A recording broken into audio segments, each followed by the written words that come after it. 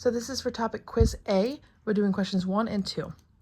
Number 1 says the correspondence f x maps onto y is defined by the function, and then we have some ordered pairs here. Remember, for ordered pairs, it is x and y. Consider the correspondence G that includes the ordered pairs of f.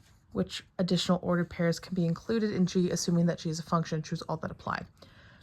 All we are doing here is checking the x's because we cannot have repeated x's. So let's look at A.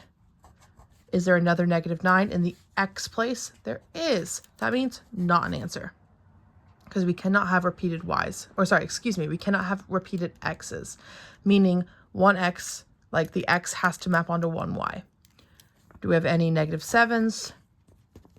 We do not, so that is our answer. Do we have any other 5s in the x place? So I see a 5 in the y, but that doesn't count. There are no 5s in the x place, so that's our answer. There is a 4, that is right there, not an answer. And we see a 14 in the x place, not an answer.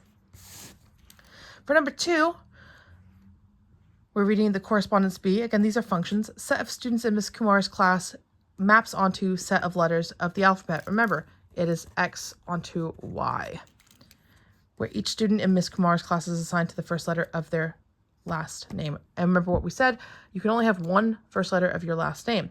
So correspondence B is a function because each student in Ms. Kumar's class maps onto exactly one letter. We can only have one first letter of our name.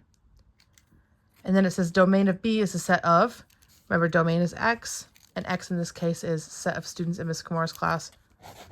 And then the range is y, and the range in this case is set of the letters of the alphabet. And that's it.